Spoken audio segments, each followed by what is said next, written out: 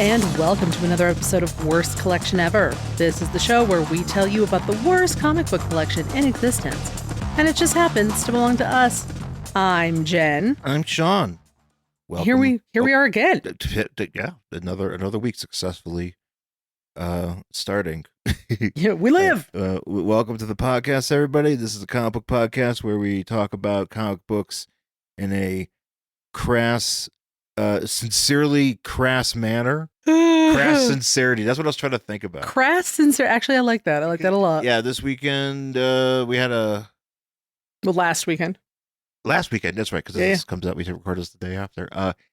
Last weekend, we had a convention that we went to. Yep. It's not really, I don't know if they're really conventions. They're just gathering. Vendor meetups. Yeah, vendor meetups, gatherings, if you will. But they're actually pretty well organized. They are, yeah. So, and they're smaller, which is nice. They're smaller, yeah. So there's this company, we've mentioned it a few times, All Seas is a place out here that does collectibles and all that. And they, had their quarterly, or it's biannual, I think, because they do one in February.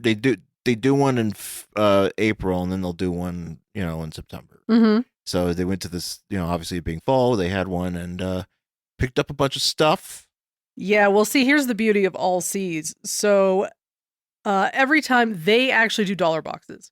Yeah, they have their own booth there. They have their own booth, and it's huge. And they had so many dollar boxes. That literally the guy was like, hey, if you buy 75 comics,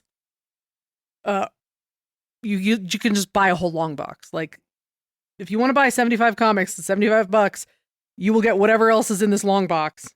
It's free. It's yours. Because they just have so much shit. I heard the guy saying that they just buy so many collections that if it doesn't really have any value, it just sort of goes in these boxes. And a lot of the stuff in there was like new. Yeah. Newer, which is actually a great, gimmick. I mean, look, it's cool. I'm all for having older comics and stuff that fits more of the vibes that I'm looking for. But it's also cool to have a lot of the newer stuff that you can kind of piece together. Instead of having to, but especially that's a lot of stuff too. That I feel like might, I mean, they say it doesn't have any value. Other stores will disagree. I absolutely could have bought an entire long box full of shit. Could. I actually had such huge piles. I went through them like 3 or 4 times to try to get them down to manageable because I was just pulling. You pretty much just spent the entire time. I did. I was just, the second we walked in, I'm like, I'll be here. And that was that. So, but I ended up buying 35 comics. Unfortunately, there was like barely any Catwoman in there, which was very frustrating. There were like 4 issues. 2 of them I had, 2 of them I didn't. And when I was like going through my piles, I picked up the wrong one. So I ended up the struggle is real. Rebuying some because I was like, okay, this one goes here, and I just picked up the wrong one. But yeah, I got some fun stuff. I actually got the entire run of Gotham by Gaslight, the Kryptonian Age. So I got that. Yeah, that was like last year. Yeah, I think it was 2024. Yeah, that it came out because now it's going to be like.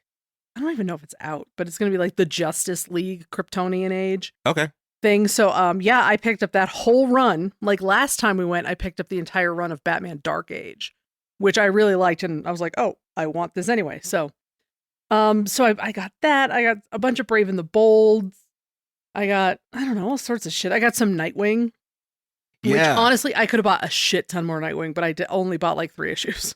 Well, some of those some Wonder Woman. Yeah. Yeah. Well, I was going to say, some of those covers on those Nightwings, they're gorgeous. Are really cool. Like, there's this one that you got that's issue 100. Yeah. Yeah. It's a plastic overlay. Yeah. I forgot what that is. There's a name for There's a name for these things, but they, you put it over and it's like produces basically 2 different images. Yeah. But something like that, I'm like, you'd think you might have a dollar value on that. You would assume. Or something a bit more like, hey, this is a little bit nicer. Let's hold on to this and.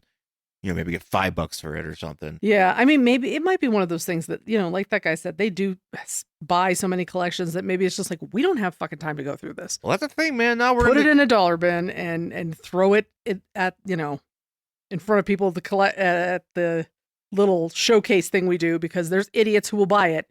And those idiots are me. And I absolutely did. I mean, I got some really good stuff out of there. I was pretty happy with it.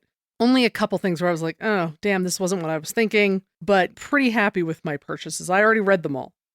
So You read all 35 of those books? Yes. I know you just kind of were going through them, but I didn't realize you read them all. I read them all. You read so fast. I know. I read them all, and I had ordered on eBay, like, I don't know, two weeks ago at this point. I've been looking for a DC, like, Love is a Battlefield special, that they put up for, like, Valentine's Day and stuff. Yeah. Finally found it, because usually that book is like $15-20. Found it for, I think, $6 on eBay. So I bought it, and I finished reading that this morning.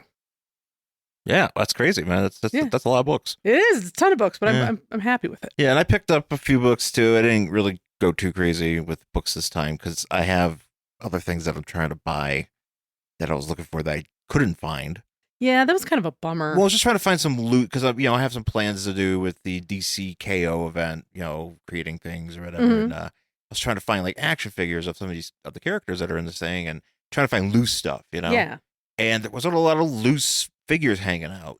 Stuff which that was kind of weird. I thought. Yeah, it wasn't really. It was interesting when you kind of follow trends, or just not trends, but just kind of it's like, okay, well, this time around they got a lot of this around, like something I noticed a lot of, just to me, because it's something that I see a lot of, but then I don't, because I have them. But the WCW Toy Biz action figures. Yeah, you were saying that there was quite a bit of them, like out in force, like carded stuff, like stuff that you normally don't always see just hanging around, like not super rare ones, but just stuff that I'm just like, oh, okay. Because usually they're all loose. Usually you get them loose, or usually they're, that they just don't have a lot of carded stuff. Like because there's people there to sell a lot of wrestling figures. And everything. So yeah, that was interesting to me. But I was actually, because of All Seas, I was able to pick up because they have like a thing where they have like a separate walls and they have like differently priced like figures on these walls. And I bought Prime, the Malibu Comics figure. Yeah. Yeah, there's a number of Galoob figures from the 90s. And so I have regular Prime. I have Prime. Mm-hmm. But then there's Night Strike Prime. Ooh. Which is, it's just fancy. the same it's just the same figure. Different color. And they just color him as like night colors. Nice. It's like black and red, whatever. That's like all those Batman figures. Where it's just like he's painted different. And that just charms me, so I buy that. And also I didn't realize, because the other apparently just came with the original Prime figure, but there's one day he comes with one of those helmets that has a missile launcher attached to the That head. is hilarious, by the way. There's a few G.I. Joes that have that really too. fucking funny, because I didn't know what you were doing over there, and all of a sudden this guy has like a fucking rocket strapped to the side of his head. I love the idea, and it's you don't see it a lot. I don't think you see it a lot these days, or maybe there's a place. Maybe if there's a place that you see it and you want to tell us. Yeah. But I need to find out where all the people are with rocket launchers strapped to their heads. Yeah. Because there was a G.I. Joe, like the last like couple series, there was two characters. There was Mace and there was Muskrat. Okay. And they were supposed to be, I think they're supposed to be a part of the drug force crew, but they didn't go forward with it. They just made them part of the regular line. Mm-hmm. But they're basically they're not the same character. I mean, they're different Joes. Yeah. But they have the same kind of weapon setup where it's a helmet with one open eye, and then the other side has the missile part where you put the missile launcher on top. Oh my god, that's hilarious! And so, of course, you see on the the art, it's just these guys just standing there with missile launchers on their fucking head. That's wild. I like it. Yeah. So and I was like, I didn't know Prime went hard like that. Apparently, he did. This character went extremely hard. And I was looking for it because they have like a Prime that's like got stars and stripes on him. Oh, Jesus. Right. So, and I think that comes with a head missile launcher. And then there's Polar Prime. Oh. So he's white. And he wow. probably has. And I think there's one other. Snow Prime. So I had to get that. And then they also had, and I should have realized because I was missing a piece, but I've always wanted to get the, from the Toy Biz Batman line. Yeah. You have Batman. Mm-hmm. You have. And this is from Batman 89. Batman 89. Yeah. Yep. So you have Batman, you have Joker, and then you had Bob. Who's Joker's friend. Who was literally Jack Nicholson's friend who got in the movie because he was friends with Jack Nicholson. The actor Tracy Walter was like, he was like, hey, man, you want to get in on this? And so, that's... and he's just like a henchman, right? He's a henchman. He's the guy, he lasts pretty much up until the very end, until the Joker's like, everything going to shit for him, and Joker's like, hey, give me a gun, and he just shoots Bob. Yeah, nice. And that's that's it. But Bob's like the guy that's always in all. Every time you see Joker doing something out in the scenes, he's right there with them, you know. Nice. And so Bob came. Bob had an action figure, and he kicks, which is hilarious. He has an action kick, which never does in the movie. Because I don't think the actor could do that. What, just kick in general?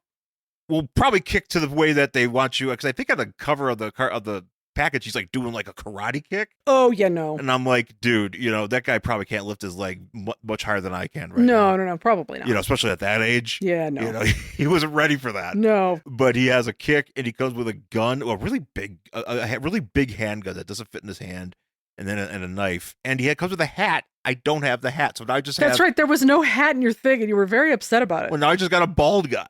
It's all right. A bald guy that kicks. I got Shawn Michaels from 2021. Jesus Christ, yeah. Just, make him have a really horrible match at Blood Money. But the one thing I did want to mention before we moved on, and I'm not somebody who usually does this. I don't usually buy art when we're there. Oh, yes. Because and I don't know why. I'm fucking weird. I can't explain it. No, hold on. I don't put shit on our walls. Right. And I never have, and I don't know if that's because my mother doesn't do it, and it's just like habit. Like, I'm not used to, I don't know. It's a lot of work to get that right, too. Also, it takes me fucking forever to figure out what I'm going to put on a wall. Yeah. So, I don't typically buy a lot of art. Not that I don't like art. I do. I love art. I think, whatever. But I don't typically buy it. And we just happened to be walking by, because we went up and down every aisle just to see, what was there, what wasn't.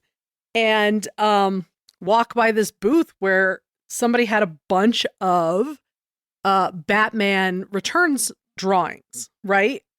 And it turned out it was Joe Quinones, the artist who has done a whole bunch of stuff. He started out on Teen Titans and whatever.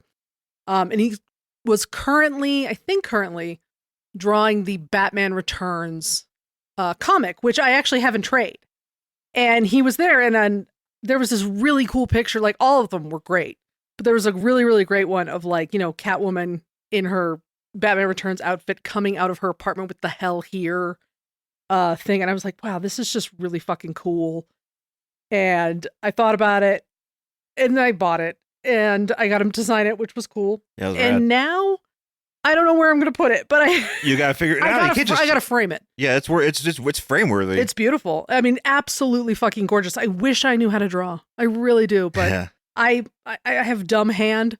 Like, my handwriting looks like shit. Excuse me, I got dumb hand. I got dumb hand. I actually can't draw. And as much as I'm going to say that I hate the art in the book we're going to do today, it's better than anything I could do. Let's be fucking honest. Exactly.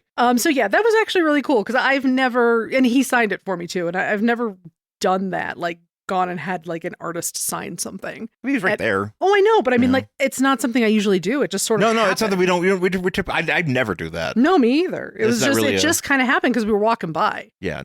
He also had, which I almost bought, really cool little keychains that were prints from Bat Dance. Did you see those?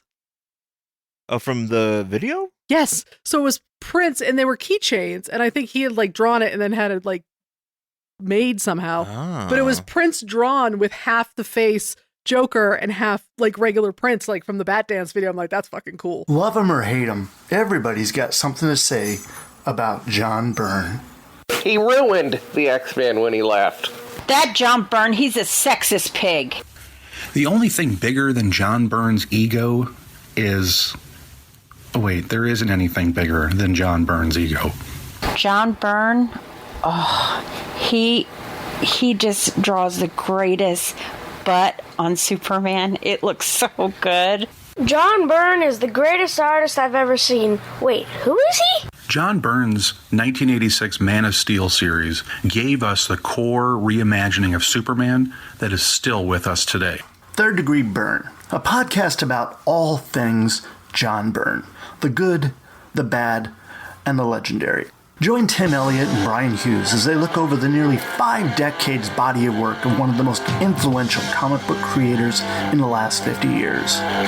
Third Degree Burn can be found at twotruefreaks.com and on iTunes. I got a question though. I just am curious. Why doesn't Green Lantern have any junk?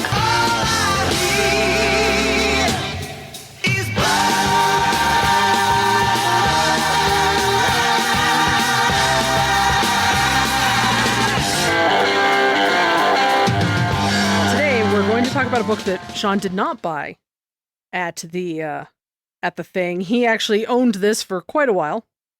And what is it? Well, this is going to be a return to the X books. Boy. Can't remember the last time we did one. It's been a long time. We typically don't do X books. No, but usually, we weren't doing runs at the time. So I think this would probably help us. Well, the problem too with the X books too is that some of them are just so steeped in their bullshit. Yeah. That it's hard to just pick a good one up. They're kind of impenetrable. Do it like it is. So this works out well though, because, we're going to do a run of it and it's, we can just have fun with it. So, but this is going to be X-Force number 26 from September 1993. Yep. Featuring, I guess, our buddy, Fabian Nicieza. Oh yeah. Hey, nice. Nicieza. Oh God. See, I can't, I put an extra N in there. It's like Nicieza. I wish I should look it up. I meant to look it up. I'm sorry. We know who yeah. I know how I could look this up because he's a very famous artist from the 90s. Yeah. Writer from the 90s. And he's done quite well. Yeah. No. I mean, again, this particular style of art is not my taste. Well, the artist is Matt Broom. Yeah. Just in general, I will say this book is difficult for me. Really? Yeah, just because, oh man, it's very, very 90s. But I know. We'll talk about it. I also do want to mention something about this book because as we were going through, this book is one of those only has one advertiser. So every single, I was going to say, yes. Every single advertisement you see is for a game. Sounds like a tabletop game that comes with a video cassette. Well, it's it's like a role-playing game. It's like an RPG. It's a Dungeons and Dragons property. Yeah. Dragon Strike. Yeah. But it's for something called Adventure Vision. And it's the only advertiser in here. And I think in this particular month or whenever this was around, this was in there the whole time. Like in all these books, like all the Marvel books. It was just like you just picked it up and you're just like, oh, okay, this is this advertising that I'm getting here. No Barks root beer or anything like that. And then they had a few of these. There was another one too. There was like another role playing thing. I wouldn't know if it was Dungeons and Dragons related, but it was similar. And I love at the very end here, it's just like this picture of the most fucking 90s kids, like the fucking insane. It is like the Home Improvement boys here. It really isn't. They're like these kids standing against like a brick wall. One of them's crouched. And it's black and white. He's about to go in there and find a body. Yeah, because like obviously, alcove. You know what it is? These kids, they became Soul Asylum. No. This is, you know what this is? You know what this is? This is the hip 90s version of the It's Always Sunny gang. So this is like Charlie, Mac and Dennis. Yeah, no, you're right. They're about to. But they're dressed up and like. Did you fuck my mom, Santa? It's like, I'm gonna go in here and find this guy. They're about to go hang out with the maniac. They're gonna go. Oh Jesus! They're never gonna come out. Yeah, I know. But then and then the next thing is them riding like these painted horses or whatever. It's very funny because they also have like when they're talking about the video, they're like made with fancy new technology or whatever the hell it is. Like they're. Oh really? Yeah, you'll see it in there. It's like a 2-page spread. Well, maybe I'm sure we'll find it. Maybe we'll talk about it. So I was trying to see if I can find it right now because I know it's like I wonder if it's like the. It's like right in the center. I feel. Well, it just says like movie filmed in hyper reality. That's it. I don't know what that is. Neither do I. But look at the pictures of it. It just looks like bad green screen. Oh, you know what this is? This is like Captain Power. Bullshit. Oh, This is like when you would play Captain Power. Are you familiar with Captain Power at all? I've heard of it, but I've never played it. Captain Power was a thing where you would buy the toys, right? Mm-hmm. And you had there was the individual characters, but they had characters all had ships. Some of them had ships or whatever. And what you would do is you would put the character in the ships, and the ships would have handles that would have like triggers on them. Uh-huh. So you would. Oh, this is where you shot it at the TV. You shot it at the TV, you told me about this and before. the TV would shoot back somehow. Yeah, and it would pop your character out of there. Oh man, I had that at one point. Did it work? I don't know. Oh yeah. I don't know if it's a thing where I don't remember enjoying it enough. I mean, I definitely had. Maybe I had a figure. I remember being really. I remember a distinct memory where I had a Ralphie from Christmas Story moment. Okay. With that particular, with the Captain Power, because I was standing in front of a display at Hills, just kind of longingly looking at it and sighing. As if my mom was going to walk by and be like, that's what he wants for Christmas. I'm like, they probably got me G.I. Joe's. Probably something much better. Probably. Because it's not like Captain Power. Like, nobody knows who the fuck that is anymore. It's true. Yeah, my mom would never have bought me anything like that because she was really against anything that moved, like got thrown. Because, no, rightfully so. No, because she just didn't want to like make a mess. She was very big on not making a mess. No, that makes sense. Which was kind of a pain. But anyway, so we start this. Yes. Yeah. I kind of feel just like after having read the whole issue, I feel like this is a table setting issue. Like we're lining everybody up to go on to, I don't know what happened before this, but to go on to the next story. Well, right before this, I believe was Fatal Attractions, which was the storyline in which Magneto pulled out all of Wolverine's metal. Ew. Right. That's the thing that happened. No, I know it's a thing that happened, but I'm just like, ew. Yeah. He pulled all of his metal, and Cable got messed up in the process too. Yeah. Which is where we start, because Cable's like, I don't know, in a hospital bed or something. Yeah. He's there. Okay, so they're... Well, first we got to talk about the cover. Oh, yeah. So on the cover here, we don't have any of the X-Force, except in the corner here, but we have... a shadowy figure. Who's known as Reignfire. With absolute Batman thighs. Yes, those are big thighs. Mm-hmm. Also, the greatest perm. Oh, man, that is like a Little Richard, like... to the 9th power. He's absolute Little Richard. This is absolute Little Richard. Yes, it is. And then he has, and so I know who these characters are, but we're going to say Pac-Man. I actually was Lady Pac-Man? No, you know what I was calling her? Lady C-3PO. Okay. Yeah, because she's like in a gold suit. Okay, true. Yeah, but she's Tempo. Then there's Forearm, who I'm familiar. I he was one of the Forearm's one of the guys who, when the Toy Biz action figures first came out and they had X-Force, he was one of the first guys that they made because he had really nothing other to do except just be a guy like this, but he has 4 arms. I have to say something. Oh, yes. When we get there, I have an issue with how Forearm is spelled, and we will discuss it at the end. Because these guys don't come in until the end. Right. And then, spoiler alert. And then there's also Reaper here who has a scythe, and then there's missing a guy called Wildside who is not here, but we'll get to him later. So the story is called Shadows on the Rock, and the X-Force is they're actually in Arizona. We don't really know that, but I know this because I looked it up. That's not where I would have put them. Right, because normally they have a just based on some of these drawings, that's not where I would have put them. Right. Well, yeah. But normally they hang out in like Cable ship, but it's not. I don't think that's around anymore. I don't know exactly, but I know that they're in Arizona where Warpath lives. Yeah, they're like on his property. Okay, that makes sense. And so we get introduced to the X-Force here. What are some of your thoughts on some of these characters? I don't have a ton of opinions. The one thing I did notice is that Shatterstar, no real name. Shatterstar's an alien. Yeah, he sucks. Shatterstar, we've got Warpath. We have Siren, which spelled in a very 90s way.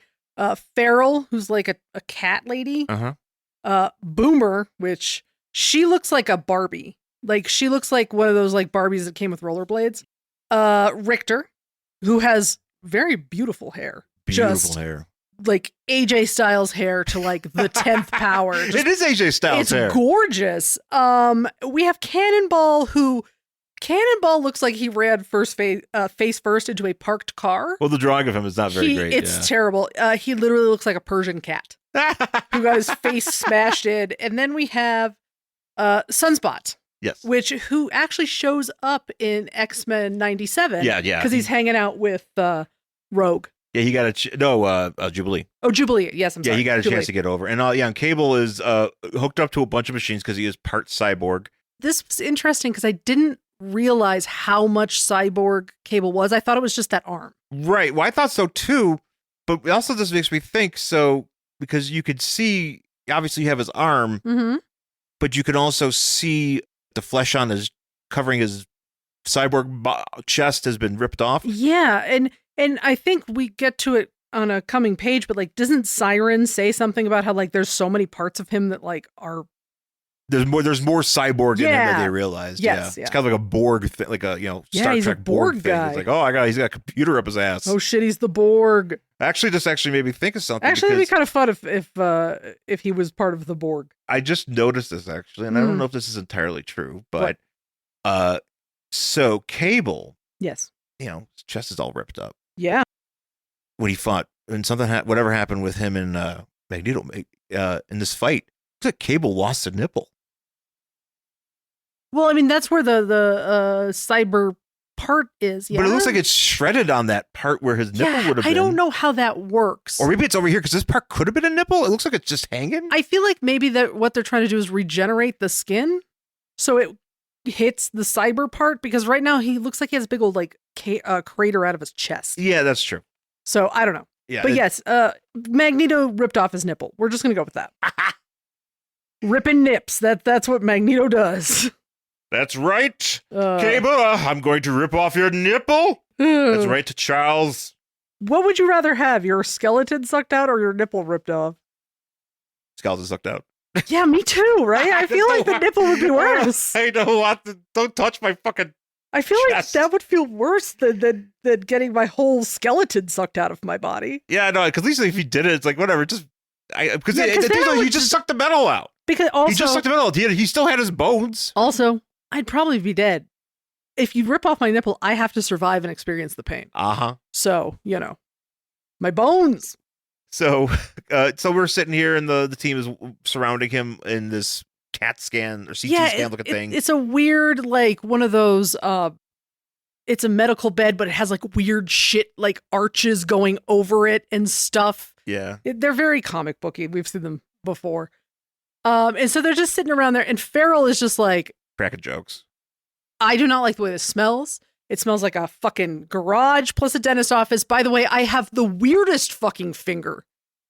Do you see her finger there at the top right? Oh, yeah. Look how long it is. Look how long. Well, also, too, something that freaked me out. They're looking at Cable's fingers here. Did you see this? Yeah. Where he just has, you have the entirety of his robot arm, but the very tip of the top of his fingers is still attached. Ugh. So there's still fleshy nails. That's disgusting. It's actually really gross. That's really, really gross. There's a lot of body horror in this. Actually, I wanted to bring up when I bought that Brave and the Bold, the one with John on the cover.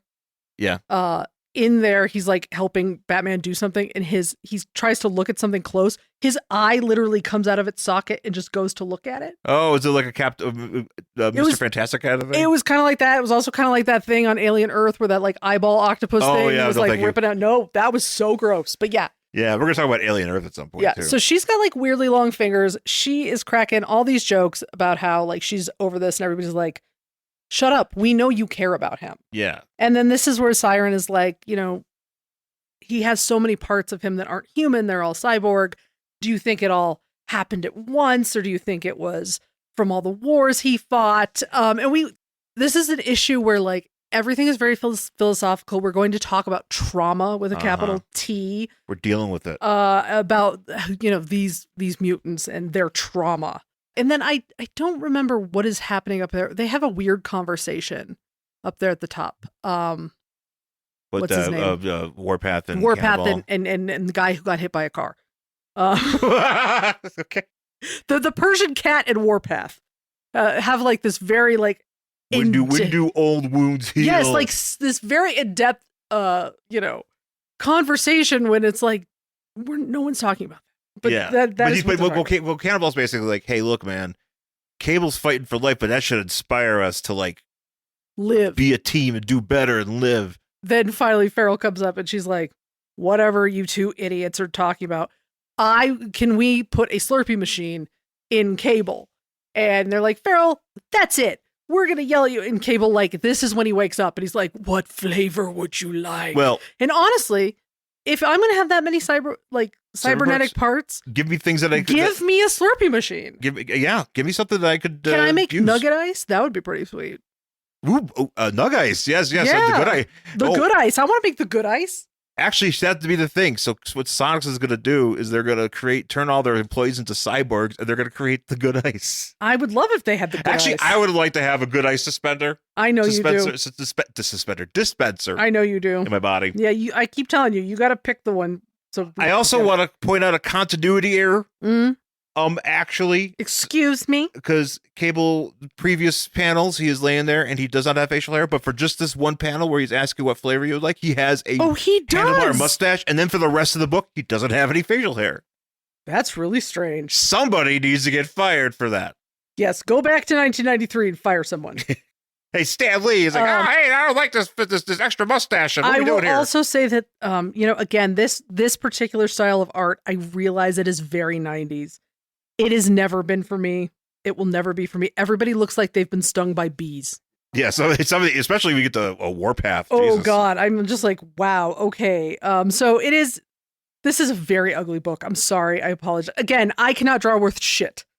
Better than anything I could do, but man, this book is ugly. It's something. Yeah. It's been 3 days later. Cable is recovering.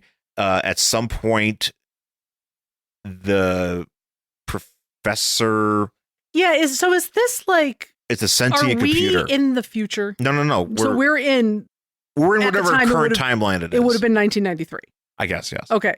Because I didn't know if this was like a AI version of Professor Xavier. Like, no, he just calls it Professor for some reason, but it's not really. But it's really just more of like a thing where it's actually it ran to be a lot of Deathlock. Yeah. Who Deathlock just has like this computer that he talks to. Yeah. So they stuck that into Cable for the time being. Yeah. Apparently, like Cable has been able to talk to this for a while, but they haven't been like linked up for some reason. Right. Because he's like, well, we haven't been talking for a while or whatever. So. Well, he has because it's kind of linked up to his ship or whatever. Oh, okay. I do have to say though, this is why I didn't realize we were in Arizona. Because this picture of Cable, which is like he looks like he's about to go herd some sheep. Oh, okay, yeah, it looks like he's on the Scottish moors, and that does not look like Arizona behind him. I'm sorry, it does not. I don't know. The rocks kind of give it away. The rocks do, but it's all green and shit. Yeah, there's a lot of green here. But he literally looks like he's about to go herd some sheep. No, he looks like the guy on top of that thing you play on Price is Right.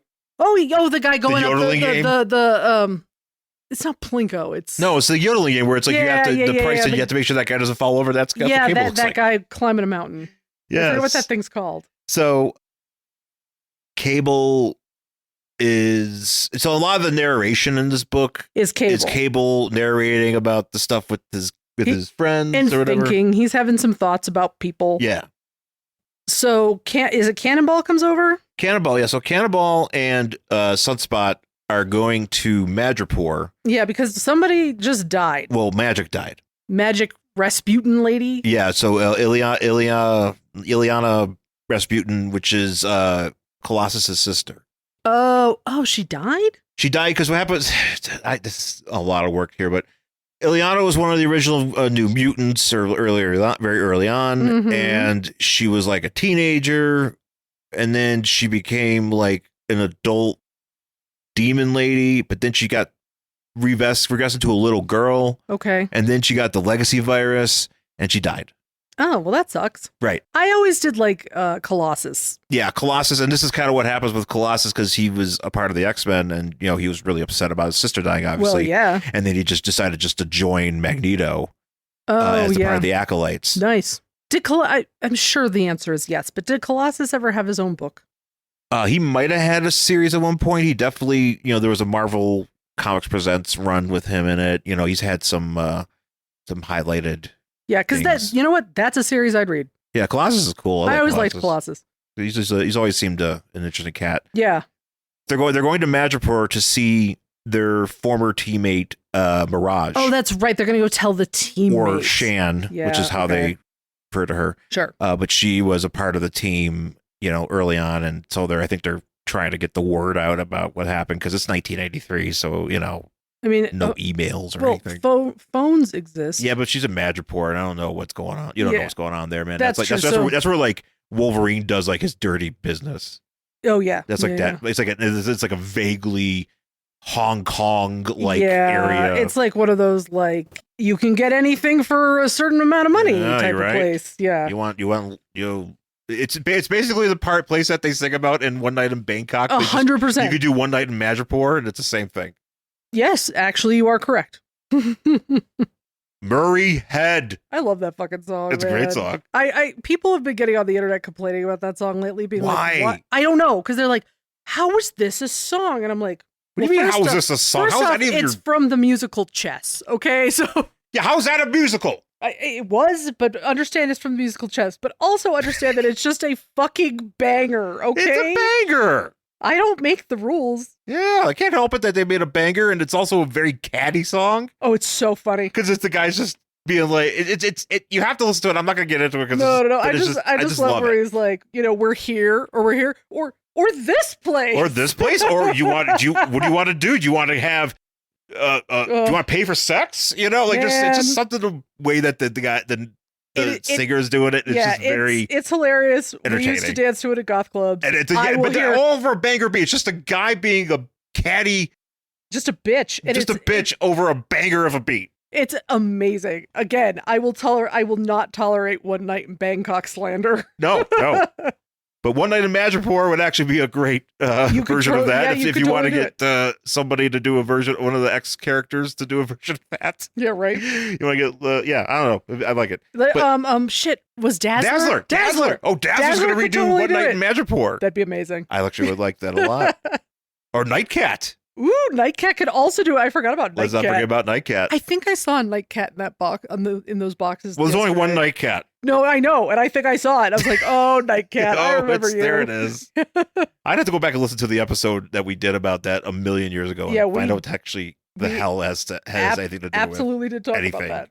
I remember Nightcat. Yeah, Sunspot is dressed like. Oh, Sunspot is dressed like. What's his outfit like? So this is basically John Cena in the last episode of Peacemaker. yes. Where he's wearing fucking leather pants and this like silk shirt with a thing. Oh, this is a very much a 1993 silk shirt. He is a Russian gangster. He looks like any Eastern European guy with money, I would say. Yeah. You know what I mean? Like, it is just like really nice pants, silk shirt.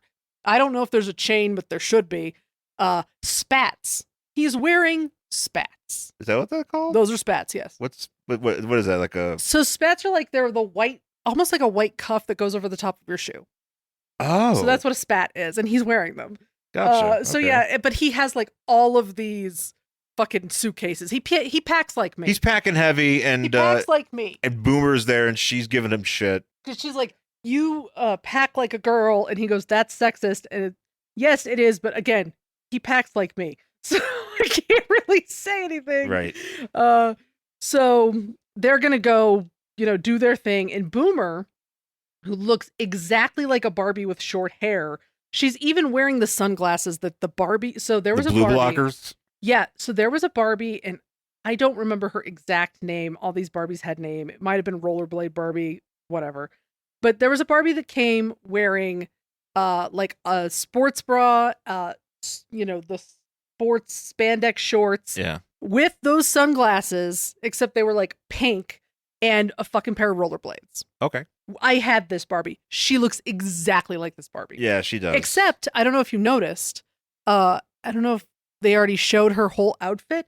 She's wearing Nike boots. They're Nike boots? Yeah, so it might be on the next page, because there's a whole thing where she's on the side. Here, turn the page. Yeah. I see it. Do you see it? Yeah, Nike. Yeah, Nike, right there. I was like, did they pay for that? No, no, we didn't. Nope. That's right. Fuck you, Nike. We're putting you in here, and you can't say a word. What are you gonna do? Because here's the thing. There's no logo. It's just the word. So that's right. You can't tell me not to use words. Fuck off. Technically. I mean, is that technically copyright infringement? Not really. I don't know how any of that works. I take everything. I took Ditko's career. I took Nike. I don't give a shit. You know what Stan Lee was? He was a living AI. He just stole everything and regurgitated it, and then took credit for it and called himself an artist. So yeah. So there's a whole thing where Cannonball is kind of Version Catman is an immortal, and I guess he just found out. Yeah, he is, but he's not. It's weird. I don't know. Yeah, so he's a mutant. He's always, you know. What can he do? Cannonball can generate propulsion around his legs, and he could shoot like Cannonball. Oh, so he can like. And what does Boomer do? Boomer has these things she calls. They're basically like time bombs, so she can create like plasma, like explosives, and they go off after a certain amount of time. It's kind of like so it's kind of like so she makes booms. Basically. It's kind of booms, or she used to be known as Boom Boom. I get you. And now she's Boomer. Yeah, so apparently they have like a little thing where she's kind of into this guy, and she's like, oh, you know, you're only going for this. I don't love that you're going to go see your ex-girlfriend or whatever. And he's like, well, don't worry about it, you know. And she kind of like, he tips her chin up, and she's like, ee. And then he leaves, and then Mr. Rictor. Great Hair. Rictor. Great hair, this beautiful hair. Not wearing a shirt, by the way. Oh, Rictor. Apparently never wears a shirt. Was he dancing? Yeah. He looks like a very tall Glenn Danzig. Rictor. I'm assuming that's some sort of like Richter scale type. He makes earthquakes. Well, he makes earthquakes. He was actually in Logan, I think, because he's one of the characters that like generates like a. Okay. Yeah. There's a version of him. I thought that. Who's? Oh no, there's Terra. That's DC. Yeah, I know, I'm confusing them. But she actually does create.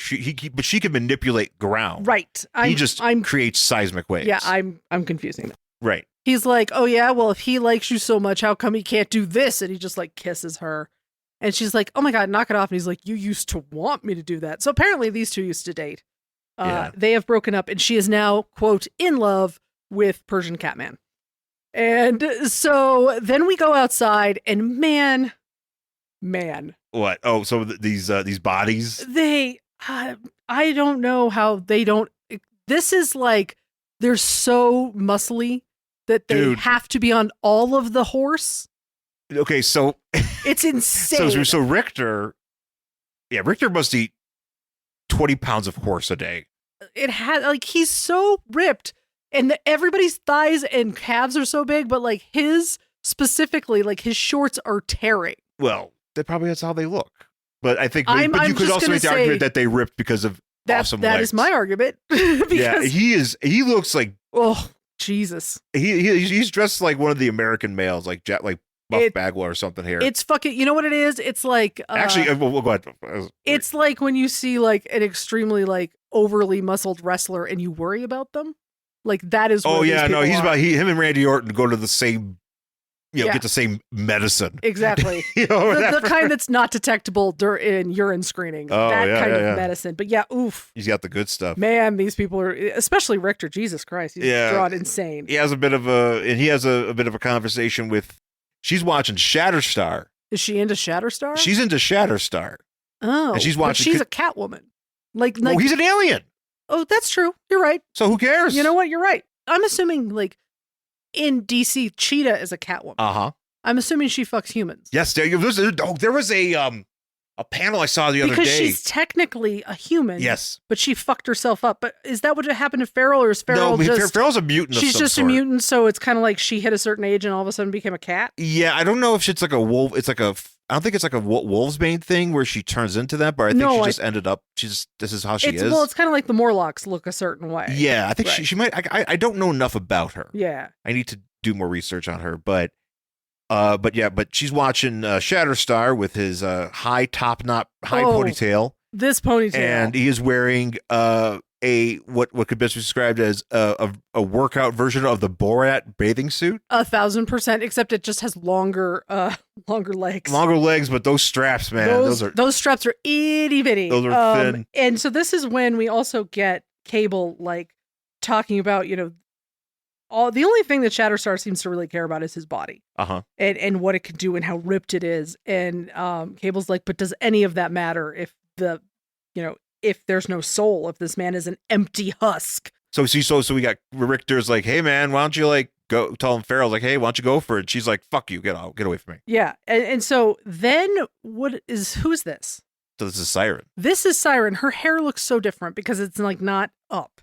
No. So Siren, who apparently has been day drinking. Oh, she's been she's been tailgating. She's been life drinking. Apparently, this has been just like she wakes up and pours herself a strong one. So Siren, do you know anything about Siren? No, but it sounds like she's an alcoholic. Well, she is Banshee's dirter. Oh, okay. So there's that. Okay, that's a problem. It's a problem. Watch out, she's Irish. Well, no, it's just like sometimes you have difficult mothers, and that could be a problem. That's true. Well, her mother's dead. Her mother died. Her mother died in the Troubles. Oh, she did? Uh-huh. Oh, is that the whole backstory there? Yeah, so she got blown up in Belfast? Like, is that it's by the IRA. Oh, shit, really? Because what happened was, okay, so the thing is, this is actually great, because that's going hard. Jesus Christ. So the whole thing with Banshee, so his deal was he was away, and he's got this cousin, Black Tom, who's also a mutant that whatever, and who's appeared in the cartoon as well. He was gone, and the Troubles were happening, and his wife got blowed up by the IRA. Jesus. But that was after she was born. Okay. Obviously, and Banshee didn't know she was pregnant. He didn't know his wife was pregnant with a dirter. So he didn't know that this dirter existed. Right, and so when he was away, Black Tom, his cousin, was like, I'm going to raise her, and I'm going to, I'm going to keep her safe, and I'm going to raise her to be a villain. Mm-hmm. So there, when her first appearance is in a Spider-Woman book from like the early 80s. Okay. And she's hanging out with Black Tom and Juggernaut doing crime. Nice. But then eventually Banshee finds out and everything about her being his daughter. Yeah, because it says something like she was like mentally like broken down or something. Yeah, she's probably like brainwashed. Yeah, and she's wearing like a tiny little crop top. Oh, this is. She is just hot as fuck with this like red hair. Yeah, and she's wearing like I don't know how that stays up crop top. Like it's not even a crop top. It's not a crop top. That is a fucking strapless bra. Is what that is. Oh no, it's definitely a strapless bra and shorts. Because she goes up to him and she just like pushes her whole body, and she just kind of gets up to him and she's like, "Hey, you're really hot. Maybe I could eat stuff off your abs. You want to, and he's like, you have been drinking. Drinking is bad. Anyway, I will continue on. Her breath smells like cigarettes. And he just walks away, and it explains a lot more now that I know he's an alien, because just what he says is so weird. The way he acts, later on too, you see. And it's just the way he talks is strange. So does she go in like a cave or something? Or it was whatever this base they have. Oh, okay. So she's just there, and she is just drunk, and she has a yell. Well, she does a thing where she gets so mad she just throws her remaining beer up in the air and just yells at it, and it explodes. And it explodes. And then Cable's watching her like, do that. Hey, how you doing? And she's like, hey, Cable, nom, nom, nom. And then she's like trying to make out with him. Right. And he's just like, whoa. And his computer and his body is like, she's got like a 1.6% BCA. Can I also say, like, if you go back to the last page. So you see Cable with this like blue tank top over his white shirt. Yes. And he's wearing it when she kisses him. And then he's not wearing it ever again because you can see his X-Force t-shirt. Yeah, it's weird. I don't know where it went. But the X-Force t-shirt, hilariously funny. Oh, I want that shirt. Yeah, we'll see it in a second here, but Siren is drunk. Yeah, she falls down. And Warstar has a thing for Siren. Yeah, he likes her. And but he doesn't, he's more of like he's more stoic reserved. Guy, yeah, more he's more reserved. He's not really going to say anything, but he has a thing for her, so he's going to be a good dude and pick her up and put her to bed. Yeah. He does that, and like on her dresser is a picture of, I'm assuming her with Black Tom. This is Black Tom. And he takes this picture and he goes and he sits on a rock wearing what looks like headphones, where he is gigantic, by the way. He gets bigger. He gets bigger for this next scene. He's huge in his first scene. He is a rock. He is a you could carve something into this man. Like, really, that's how big. And I gotta say, man, of my action figures, I have a Warpath figure. It's huge. He's like gigantic. Well, look how big he is here. And it's also like, his head is very small, and he's wearing like, I assume it looks like headphones. Yeah, no, it's headphones. He's just staring at her picture of her as a child with Black Tom. But why did he take that? I don't know. That's really weird. Stop that. If you're gonna like stare at a picture of the person you like, don't you want to like see them at their age you are used to seeing them. Like, don't you have a picture? Don't you have like a group picture somewhere in the in the team break room? Yeah, like, babe, I love you very much, but I'm not gonna go pull out your 6th grade or your 2nd grade picture and stare at it for 20 minutes. Like, that's just fucking weird. I would just like look at a picture of us together or whatever. It's such a weird thing that is happening here, and I don't know why it's happening. Right, and so he's sitting here just hanging out, and Warpath, or no, sorry, Shatterstar shows up, still dressed like the American males. Yep. And he's like, "Hey, so you're into her, I could tell." And he's like, "Why don't you just like figure it? You can maybe figure it out or whatever." And he's like, "I don't know, I just like being unhappy, I guess." Fair. And same. He's like, Warpath is something about like, what do you give thought to? And Warpath, like, my body. Yeah, and Shatterstar's was like, my body is awesome, so I worry about that. Yeah, he's the dude who's posing in front of every mirror, basically. Yeah, every time he gets a chance, he does the bicep curl. Yeah, so he like, so then we leave those two. And we go back to we're in a break room here. Yeah, and what's his face? Rictor with the hair. He comes in and Shatterstar's now watching TV. No, Rictor's watching TV and Shatterstar comes in. Rictor is watching. Yes, he's watching Batman the Animated Series. I'm pretty sure he has animated series here. 1,000%. It is the scene where Batman is drop kicking Penguin. Yes, I took a picture of that too because I'm going to put it in our little thing. Because yes, he is watching Batman the Animated Series. It is very obvious that is what she's watching. Yeah. And then I don't really know. Maybe because he's an alien or whatever.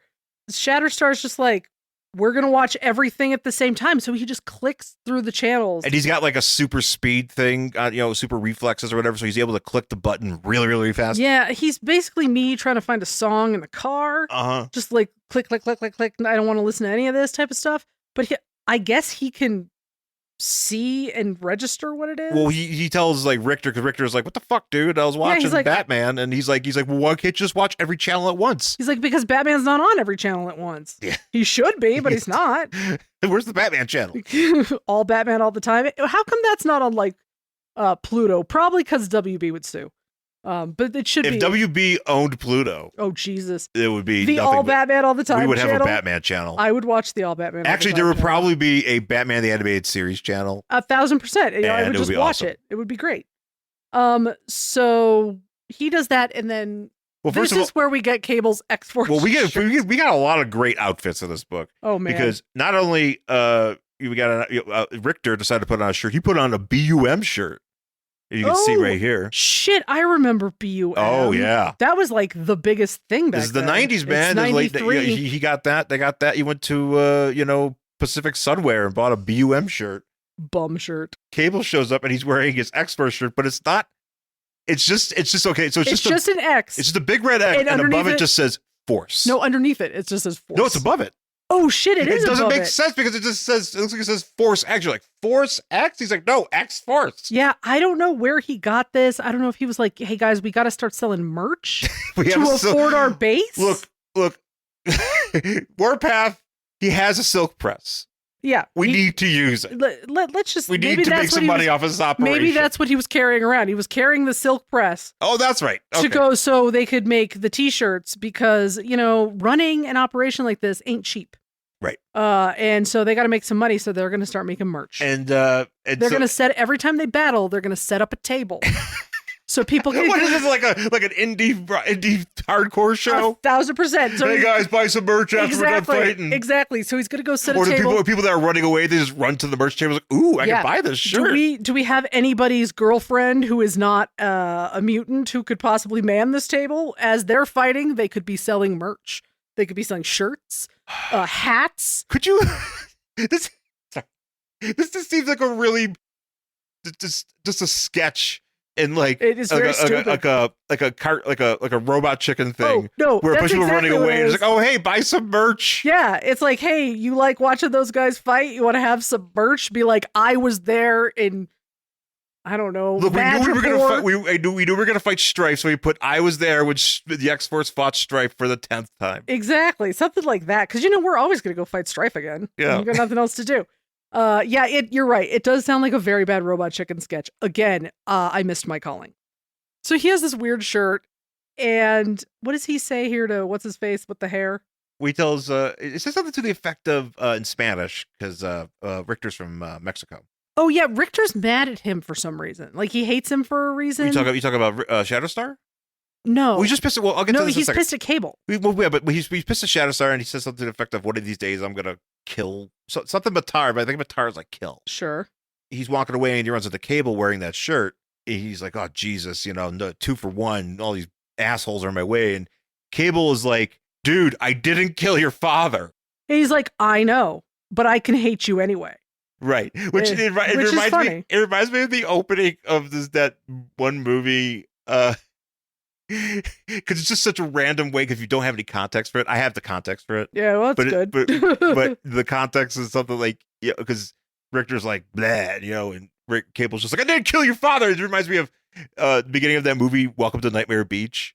Oh yeah, and it's like the very beginning where like that biker's about to get like executed in an electric chair. Oh, uh-huh. And it's like, "Do you have any last words?" And he just yells, he goes, "I didn't kill your sister, you stupid bitch."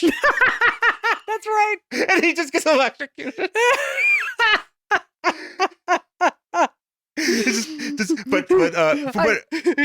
I didn't kill your sister, you stupid bitch. That's my last words on the earth. Hey, I'm really trying to make you understand that I didn't do you any wrong, but I'm going to call you a bitch anyway. Hey, I didn't do what I did, you asshole. Fucker. It's very funny. The context here is that Cable and so the Strife and Cable are both look the same. You know this, right? No. Cable's clone is Strife. Oh, I did not know this. And when Rictor was like growing up, his father was like a drug guy. Mm-hmm. And an arms deal went wrong with Cable, and his father got killed. Okay. And so Rictor blames Cable, but it was really Strife. Because they look the same. Oh, okay. But does Rictor know that at this point? Yes, but he's still an asshole. Oh, but he's still being angry. He's just decided he's going to hate him anyway. Yeah. I mean, fair. Sometimes, we'll look at that shirt. Hey. Look at that shirt. Also, I also like his Cable's belt doing that thing where you had to like figure out a way to... where it's got like the hangy. You got to do the hangy. Yeah. I mean, sometimes you just don't like a dude's face and you fucking hate him. And fair enough. So he encounters Shatterstar clicking through the TVs. Oh, yeah, because this is where Cable's thinking about, like, can I be a soldier, a whatever else, this, that, and the other thing, and a father? Can I be cool, but also still be... Yeah, like, can I be all these things? Like, can I be a fighter and a warrior and a soldier and a father? Like, Magneto couldn't do it. Professor X couldn't do it. He's like, but I'm going to try. And this is where he tells Shatterstar that he actually, like, put something on a delay of like 3 seconds. He programmed. He's like, hey, because he goes to his computer or wherever the console is, and he's like, hey, I set this up so he looks change. Very, very funny standing over. Well, he's standing over, and he's like, I set it up so it will change channels randomly at 3-second intervals. Yeah, and Shatterstar, he's like, that's what you like, right? And then like the last panel on this page is kind of like Cable, kind of doing like a very slow Kevin McAllister. Yes. Yeah. Right. Because he's like, did a good job. I did good. He likes me now. Yeah, I did a good thing today. Oh, God. And so now we've finally. All right. And then, so that's all the table setting there of where everybody is, our heroes. But then we are in Roanoke, Virginia at the Whitman Maximum Security Federal Penitentiary. Yeah. If according to the Marvel Wiki, this is the first appearance of Roanoke, Virginia in the Marvel Universe. Really? Yeah. Oh, who knew? How about that? That's exciting. So there's a bunch of guards and they're guarding the thing and they're like, oh, thunder. That's weird. I didn't know we were going to get thunder. And then it feels like rain, but it's like acid. It's fire. Dude. Oh, is it fire? Yeah, because he's Reignfire. Oh, that makes sense. Okay, I thought it was acid because this dude looks like he's melting. Well, you can see he's just getting hit with this Reignfire, or it looks like, the way that they color it looks like piss. Yeah, I thought it was some sort of acid, and these guys start screaming. They're like, "Oh my god, we're under attack!" And they're like, "There's still some mutants in like the high security wing because we took the rest of them somewhere else. But they're like, well, don't worry about it. You know, they're all buckled down, whatever. But of course, this is who they're after. Right. And so we have, we see our 4 characters here, and then we get introduced to them. Yes. Because there's a jailbreak, and Forearm is the first one to be encounter Reignfire here. Is this where I get to complain about Forearm? Because they're like, they introduce each one of these characters. They're like, you know, Forearm, you are this. Forearm, he has 4 arms. Forearm is just spelled F-O. Like the biological form. F-O-R-E-A-R-M. Should be spelled F-O-U-R-A-R-M. But that doesn't look right if you're talking. Forearm! But it's also using his arm. Strife is fucked up spelling. Or I know that. Siren's fucked up spelling. Why? Name him Forearm. Number 4, arm. This is Rob Liefeld's doing. No, but you know what? Here's the thing. That is one of those things that if it were me, I'd be fighting with an editor. No. He was already you'd have to. Yeah, unfortunately. God damn it, Rob. Yeah, it's all Rob's fault. This guy showed up like things are Rob's fault. Way earlier, in the previous book. So. Yeah, I honestly like that. I was like, what the fuck is wrong with you? This is spelled wrong. So Forearm has 4 arms, and he also has an S&M harness on him. Many of them do. Then you have Tempo, who... That's Lady C-3PO. Lady 3CPO, who can warp time to suit her needs. So does that mean she can time travel, or can she just like stop I think it's like a temporal like stopping stuff. Okay. That kind of shit.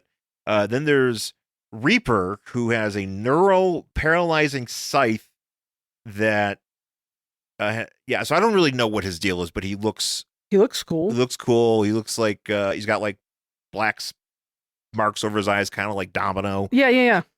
And then we have Wildside, who has red marks over his eyes. Yeah, it's kind of dumb. And, Wildside has some sort of power as well, but he mostly just has long nails. Oh, that's his thing. And then they are all. That's like that Family Guy joke where they all get powers, and the only thing Meg can do is grow her fingernails. Yeah, pretty much. Yeah. And then we get introduced to Reignfire, because he's like, "Hey, I'm here to break you out." Yeah, they're like, "Who is this?" And then he's like, "It is me, Reignfire." And man, the hair, just everything about this guy. It is so over the top, maximalistic. Bullshit to the extreme. It is insane, and you don't even see his face. No, you don't really see. The reason I don't really see his face is because he has no face. Well, he's like he's got the same powers as Sunspot. Oh, okay. And when Sunspot is he uses Sunspot brother or I don't think father? So. No, he's just a guy. I think he's just a guy. He's just a guy. Damn it. And he's here to start the new version of the Mutant Liberation Front, and he's like, "Hey, so we're gonna start this again, and I'm gonna." We're going to fuck shit up, and we're going to start by getting Henry Peter Gyrich, the government liaison. I was going to ask, I do not know who this person is. He's a famous bureaucrat in the Marvel universe. Okay. But he's not like an Amanda Waller type. He's like just a bureaucrat. He's kind of more, he's more of trying to keep the heroes down. I get you. I feel like, as opposed to working with them, but he does work with them. Yeah. Yeah. So the whole plan is that they're going to get him together and, get him and fuck with him. And, that's basically what we're going to see for the next couple issues. Yeah. And I also have to point out that Reignfire is one of those guys, he's important because he's one of those guys who's, he's got like the speech bubble have like things around it. Yeah. So that means that you're important. You need to know when they're talking. Oh yeah. You need to recognize that. You need to understand that this is an important dude. And the next issue, MLF versus X-F, send out an SOS ASAP. What? What? What? So and that's how the issue ends. And we also have the letters page, which nothing really is said here. Yeah. The exclamations. Yeah, pretty good. Yeah, and I got to say too, I was going to mention at the beginning, but the reason why I have this book is when I was really getting into comics. This is like one of the first like newsstand books I would see. Oh, okay. That was out there, so I have kind of like a nostalgia for it. Sure. Like it was around, and so I remembered some of this when I was reading it, and I was like, oh, cool. So I figured, we don't do X-Force books or really many X books, so let's talk about this one and sure, see how it goes. Yeah. So that's good. That's going to do it for X-Force number 26 from September 1993. Thank you for listening, and please rate, review, subscribe on all of your platforms. Please email us at worstcollectionever@gmail.com. Also go to YouTube at Worst Collection Ever, and you can find a playlist that has an updating YouTube, where we upload the episodes every week. Somebody did comment on one of our recent Catwoman episodes. Oh, geez. Maybe I should read it real quick because we're Does already. It just say you're all a bunch of dumb assholes? No, it does not. Well, that's nice. That's nice of them. But I'm just used to the internet being a horrible place. So this comes from Sky Tower Gnome. It's 4664. Okay. He's commenting on I believe it's the first, the second one we did. Oh, the okay. Second issue we did of Catwoman recently. He says, I was out of collecting in the 90s. Couldn't afford them then and now with the $4.99 price tag. Yeah, I hear that. But I've been picking up some of this era through the dollar bins. Mm-hmm. I have to say I enjoy it. The story is not that bad, and the art is a lot of fun. Reminds me, in a way, of Byrne's She-Hulk run. Oh, nice. Kind of frustrates me, the back and forth between Bat and Cat, when I remember that the Zatanna Mind Wipe storyline is going to ruin Catwoman's character for a long time. Yeah, well. Thank you for that comment, Sky Tower Gnome. Thank you. I appreciate you. And I'm glad that I'm not the only one fishing stuff out of dollar bins. So yay! We're in good company. We are right there with you. Yeah. And you're right. It is a little bit difficult with $5 a pop sometimes on these issues. Sometimes 10, depending on what you're reading. Sometimes some of those bigger ones, or some of those like DC specials. Mm-hmm. But I did recently subscribe to DC Unlimited. Yeah, we're gonna have to talk about that eventually, more so, because there's been some stuff I've been reading through that I would like to bring up in future episodes. It's just nice that I get to read things. Yeah. Yeah, I like it a lot. But yeah, thanks for your comment, and please, you other listeners can please engage. We would love to hear from you there. Sure. And also, of course, socials is I'm at Angry Hero Shawn. She's at Jen Stansfield. Find us there. Say hello.